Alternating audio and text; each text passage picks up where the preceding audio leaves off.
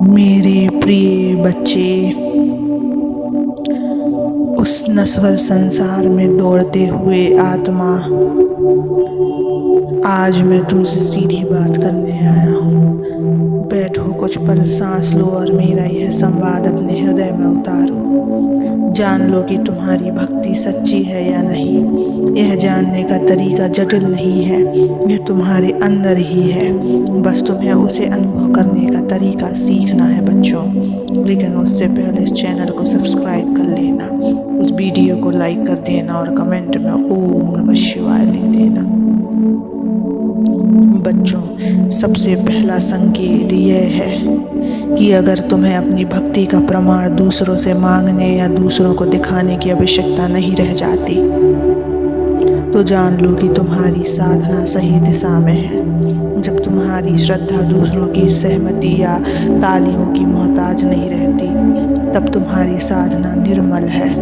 दूसरा संकेत यह है कि अगर तुम्हारी श्रद्धा दूसरों की श्रद्धा से तुलना करने लगे, तो यह सच्चे साधक का लक्षण नहीं है। भगवान का नाम जपने वाला साधक कभी दूसरों से आगे या पीछे होने का भाव नहीं पालता। बस वह अपने अंदर मेरा अनुभव खोजने में व्यस्त रहता है। अगर तुम्हारे मन में दूसरों की साधना का आदर है, तो यह तुम्हारी साधना का प्रमाण है। साधक का पहला धर्म है दूसरों का आदर करना। दूसरों को नीचा दिखाने में साधना का मूल समाप्त हो जाता है। तीसरा संकेत यह है बच्चे, जब जीवन में संकट और परीक्षा के क्षण आते हैं, तब अगर तुम्हारे भीतर मेरा नाम सहज ही उठने लगे, तो जानो कि तुम्हारी साधना गहराई तक पहुंचने लगी है। जब मुश्किलें तुम्हें तोड़ने आती हैं और तुम्हारे भीतर मेरा नाम, मेरा स्मरण तुम्हें सहारा देता है, तब यह साधक होने का साक्ष्य है। साधना तो तब प्रमाणित होती है जब तुम्हारे आंसू में मेरा नाम गूंजने लगे। अगर तुम्हारे दुख में, तुम्हारी तकलीफ में तुम्हारे भीतर मेरा स्मरण है, तो जान लो कि तुम्हारी साधना में सच्चाई है। चौथा संकेत यह है कि जब तुम दूसरों का दुख देखकर तुम्हारी आंखें भर आती है और तुम्हारा मन दूसरों की मदद में जुटने लगता है, तो जानो कि तुम्हारी साधना में मेरा प्रकाश है। साधना केवल मंदिर में बैठकर या एकांत में साधने का नाम नहीं है। साधना का अर्थ है दूसरों में मेरा अंश देखना। अगर तुम्हें दूसरों में मेरा स्वरूप दिखने लगे, तो जानो तुम्हारी साधना में मेरा तत्व सामने लगा है। पांचवा संकेत यह है कि अगर तुम्हें अपनी गलतियों को स्वीकारने में डर नहीं लगे, अगर तुम्हारी साधना तुम्हें अहंकार से ऊपर ले जाए, तो जानो यह साधना का सच्चा फल है। साधना का मूल उद्देश्य है तुम्हें तुम्हारे अहंकार से मुक्त करना। अगर तुम्हारी साधना तुम्हें और अधिक विनम्र, अधिक सहिष्णु और अधिक सहृदयी बनाए, तो यह साधना साधक में बदलने लगती है। छठवां संकेत यह है कि जब तुम्हारे अंदर यह भाव जागने लगे कि मेरा नाम लेना या साधना करना तुम्हारे लिए दूसरों से श्रेष्ठ होने का साधन नहीं, बल्कि तुम्हारे लिए स्वयं में पूर्णता का साधन है, तब जानो साधना में मेरा प्रकाश है। साधना दूसरों को छोटा या स्वयं को बड़ा करने का साधन नहीं है।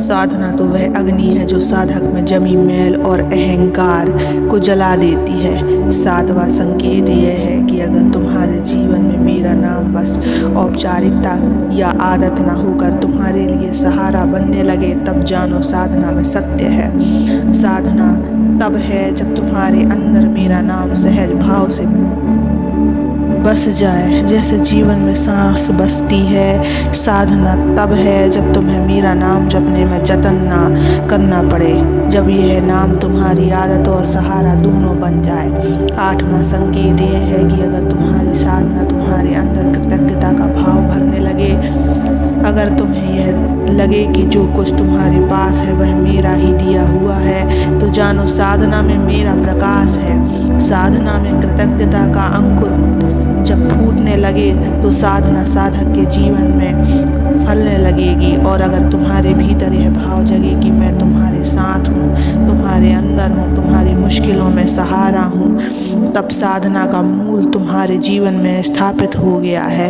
हे साधक, यह जानने के लिए कि तुम्हारी साधना सच्ची है या नहीं, तुम्हें दूसरों से प्रमाण नहीं लेना है, तुम्हें दूसरों से सहमति नहीं लेनी है। तुम्हें बस अपने भीतर झांकना है, अपने अंदर मेरा नाम गूंजते हुए महसूस करना है। साधना तब सच्ची है जब वह तुम्हें सहृदयी और दूसरों में मेरा अंश देखने वाला साधक बनाए। साधना तब सच्ची है जब वह तुम्हें कठिन से कठिन परिस्थितियों में मेरा सहारा लेने लायक बनाए। साधना तब सच्ची है जब वह तुम्हारे जीवन में दूसरों के लिए सहारा बनने का भाव जगाए। साधना तब सच्ची है जब वह तुम्हारे अंदर अहंकार का स्थान ले ले और तुम्हें पूर्ण समर्पण में ले जाए। याद रखो, साधना कोई दौड़ नहीं है, साधना कोई प्रदर्शन नहीं है। साधना तो वह साधारण सी राह है जिस पर चलने वाला साधक मेरा सहारा लेकर आगे बढ़ता है और आगे बढ़ने में दूसरों का सहारा भी बन जाता है। साधना वह पूरी होगी जब साधक जान लेगा कि मैं उसमें हूँ, वह मुझ में है और यह सारा जगत मेरा ही है। तो साधक, अगर तुम्हारे अंदर यह भाव जागने लगे कि साधना दूसरों को जीतने का साधन नहीं, साधना तो स्वयं को जीतने का साधन है, तब जानो साधना में सच्चाई है। अगर तुम्हारे अंदर यह भाव अंकुरित होने लगे कि साधना दूसरों को बदलने का नाम नहीं, साधना स्वयं में परिवर्तन लाने का नाम है, तब जानो साधना में मेरा वरद हस्त है। मैं तुम्हें यह नहीं कहूँगा कि साधना में नियम या विधि ही सारा सार है। मैं तुम्हें यह कहूँगा कि साधना में भाव और समर्पण ही मूल तत्व है। साधना में नियम सहायक हो सकता है, साधना में साधनों का सहारा लिया जा सकता है, मगर साधना में मेरा नाम, मेरा स्मरण और मेरा भाव ही साधक का मूल आधार है। जो साधक यह जान ले कि साधना दूसरों को प्रभावित करने का नाम नहीं, साधना स्वयं में बैठने, स्वयं में मेरा नाम जपने और स्वयं में मेरा प्रकाश उतारने का नाम है, वह साधक साधना में सफल है। साधना तब सफल है जब साधक दूसरों में मेरा नाम देख सके, दूसरों में मेरा अंश जान सके, दूसरों के दुख में मेरा सहारा बन सके। तो साधक साधना में साक्ष्य मत ढूंढो, साधना में दूसरों से प्रमाण मत मांगो, साधना में दूसरों से आगे या पीछे होने का भाव मत लाओ, साधना में बस समर्पण लाओ, साधना में बस मेरा नाम लाओ, साधना में बस मेरा भाव लाओ। साधना तब सच्ची है जब साधक साधना में स्वयं को मिटा सके और मुझ में समा सके। साधना तब पूरी है जब साधक साधना में साधक नहीं, बस साध्य रह जाए। बस यह जान लो साधक, साधना तब सच्ची है जब साधक साधना में स्वयं को खो दे और उसमें मेरा नाम बच जाए। साधना तब पूरी है जब साधक साधना में साधक ना रह जाए, बस मेरा नाम रह जाए, बस मेरा भाव रह जाए। तब साधना साधक का मार्गदर्शक नहीं, साधक का साध्य बन जाएगी। मेरे बच्चे, यही होती है सच्ची भक्ति का प्रमाण। मेरे बच्चे, अनेक परिस्थितियों में घबराया मत करो, मैं सदैव तुम्हारे साथ रहता हूँ। बस तुम नाम जप किया करो और सदैव मुझे याद किया करो, मैं सदैव तुम्हारे साथ रहूँगा।